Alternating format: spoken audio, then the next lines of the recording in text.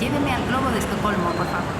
Mungkin tahan nere Stockholm Globe لو سمحت. Können Sie mich zum Stockholm Globe bringen? ربنا انقلوني Stockholm Globe. Could you take me to the Stockholm Globe, please?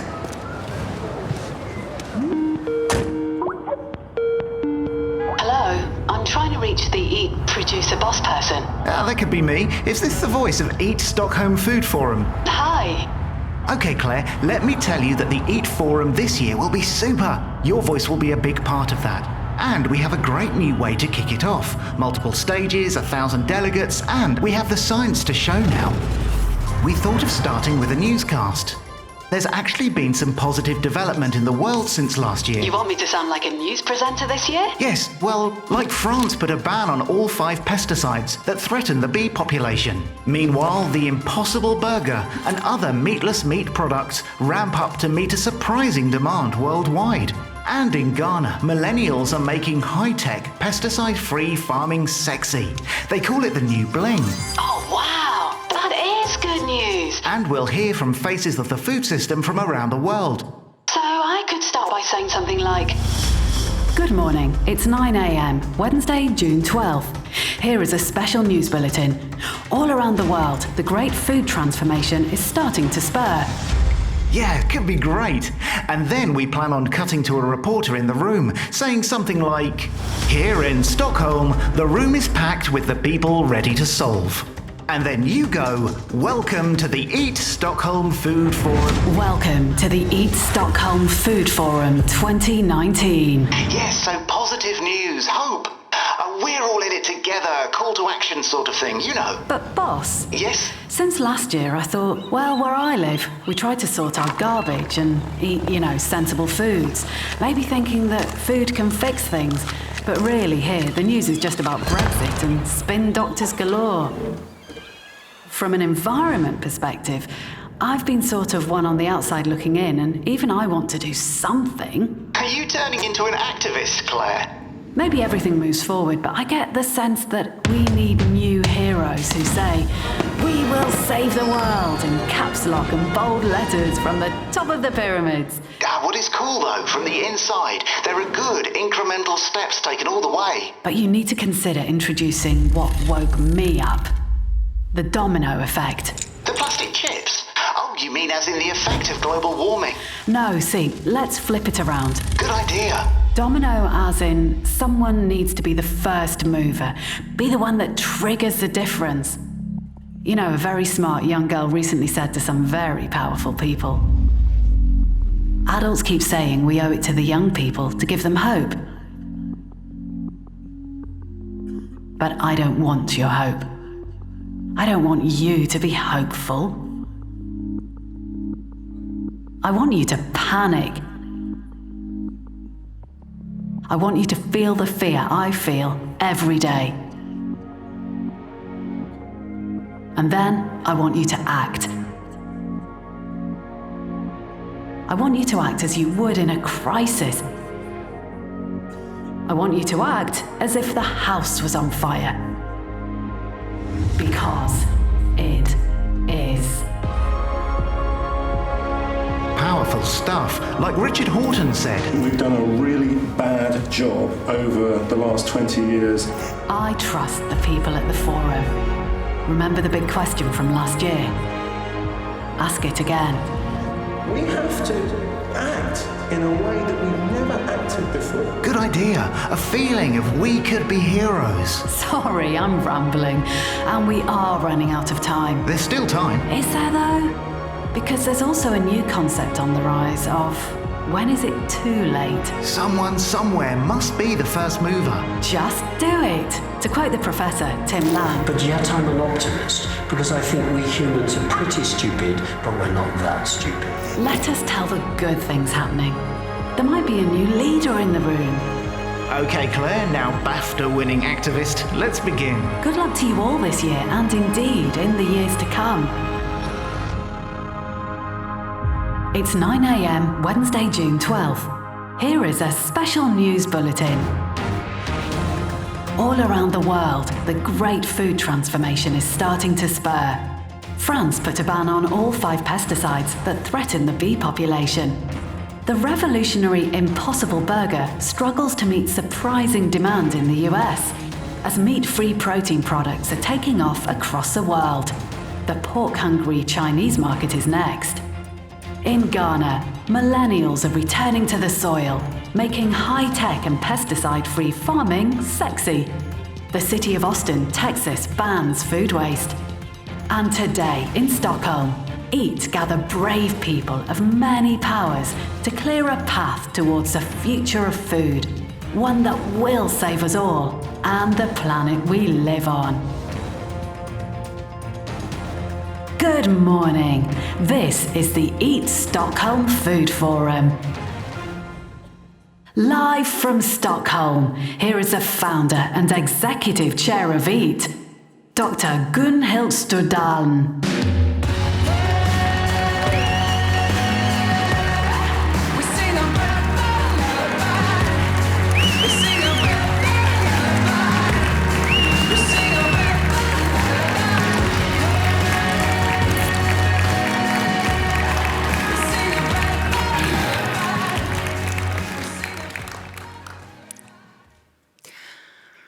Friends, dear friends, finally, I'm so excited to see all of you here today. Thanks so much for taking the time and coming. And you know, we consider you all as part of the extended EAT family. So welcome to our annual gathering. And welcome to the beautiful city of Stockholm.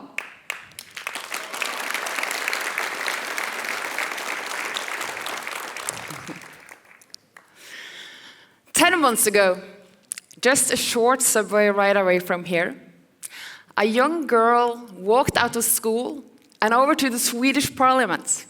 And with her, she had a hand-painted cardboard poster with saying, "Skolstrejk for klimatet," or "School strike for climate." Her name is, of course, Greta Thunberg. And she says, what is the point of learning facts when the most important facts clearly means nothing to our society?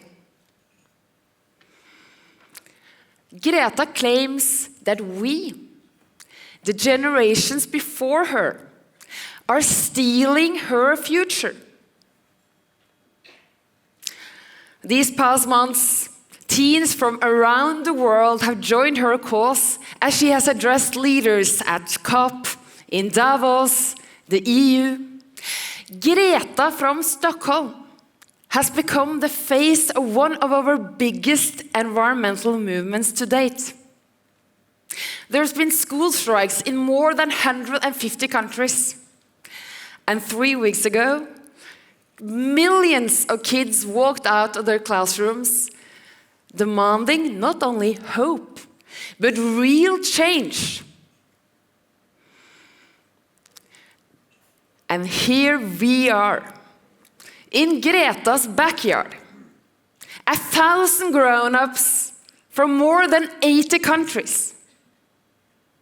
And yes, most of us flew in by plane. I know the potential impacts. The potential impact of leaders gathering can by far outweigh the emission it takes to get here. But only if we keep stressing ourselves, asking ourselves, what do we make out of this? The good news is that this year we've never been in a better position to really join forces and scale up our efforts. We now have the first scientific targets for how to get it right on food for both people and planet. And that means we can finally start to align actions, not based on ideologies or trends or whatever is most likely to gain consensus. No, we can base our action and align them based on the best available evidence.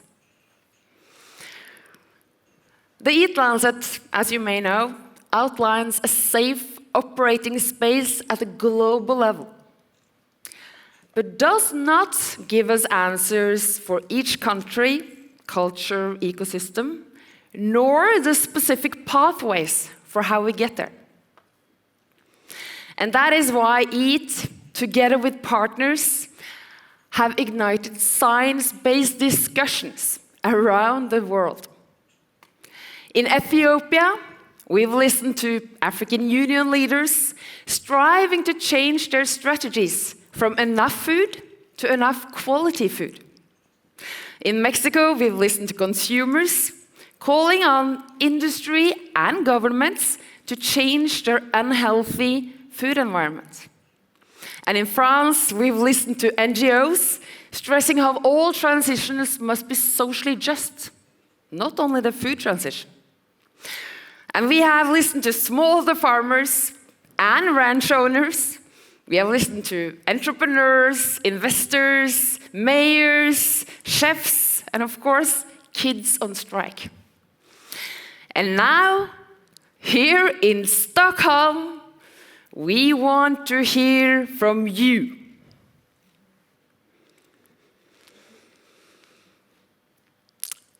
There are just as many faces of the food system as people on this planet. Of course, there is no one-size-fits-all solution. There is, however, one thing, one key to our common way forward. The one word I would say all scientists stress, business calls for, and basically everyone highlights. And that is collaboration. Collaboration. What does it actually mean? It's not a way of telling others what to do without taking responsibility on your own. Just like calling for broad coalition should not serve as procrastination, because change is inevitable. No, collaboration means rolling up our sleeves towards a common goal and starting now. It means taking in other people's challenges and being open about your own. It means sometimes choosing to trust others to help them trust you. And always trusting that the long-term value of staying together beats our individual short-term interests. Ironically, for all to move forward, someone has to start. Someone has to start, like the governments of Indonesia and New Zealand, who are now adopting the Eat Lancet targets into national policies, just like Copenhagen is doing at the city level. And big companies like Umo and Hurtigruten, who are now piloting Eat Lancet measures in restaurants. Ronnie Khan, who started rescuing food from a small van in Sydney. Her organization, Us Harvest, is now engaging all of Australia in cutting food waste. Or Chef Selassie, who started a nomadic eating concept in Ghana. She is now inspiring Africans all over to bring back forgotten food and forgotten cultures. And these are only some of the many frontrunners you are going to meet here over the next couple of days. Remember, behind every example of leadership, big or small, doesn't matter, behind every example of leadership is a story of personal commitment. Governments don't change. People change governments. Companies don't change. People change companies. And it's when people come together, they can change communities, even change the world. As I guess you know, the EAT hashtag has been food can fix it. But at the end of the day, food won't fix anything until we come together to fix food.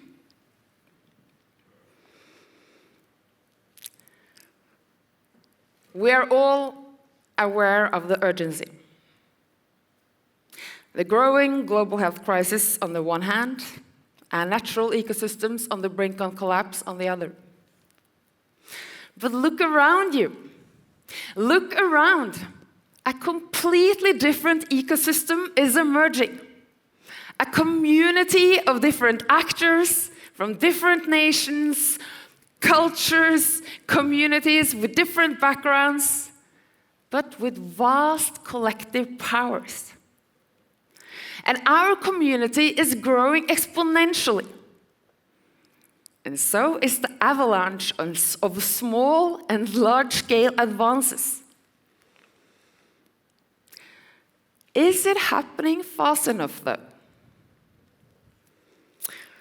From time to time, I have to really remind myself of a very first EAT Forum here in Stockholm 5 years ago, where we were less than 400 people from 28 countries. Back then, food was a totally scattered issue, and it was rarely mentioned in climate or health agendas. Now, basically everyone agrees that we need to reboot the food system and make it fair, healthy, sustainable, efficient, socially just. And in 2019, the world is starting to grasp that the food transformation is just as crucial as the energy transition. But unlike energy, food has got colors, smells, taste that can trigger almost all our emotions. It can make us feel good and even live longer. And the amazing thing about food is that almost everyone can make a difference. And that makes food such a powerful tool for change. All of us here in this room are change makers. If you came for simple takeaways to Stockholm, I'm afraid you will leave disappointed. We invited you here because every one of you, every single one of you here in this room have something to bring to the table. And you are smiling, Charles. And we expect a lot. We expect a lot from you. But the school children around the world demand even more. But the good thing, amongst us here, there is a multitude of knowledge, of resources, of creativity, of ideas, of influence, of power, and money. And our joint efforts can create not only hope, but real change. And what we bring home to our organizations, to our countries, to our companies, even what we pass around our own dinner tables, can trigger that domino effect of global actions. If a schoolgirl can change the global conversation alone, just imagine what we can do together. The stage is set to prepare a better future, a better food future for all, not just for 2050 or 2030, but starting now. We've got no time to waste, so without further ado, welcome again to EAT Stockholm Food Forum 2019. Thank you.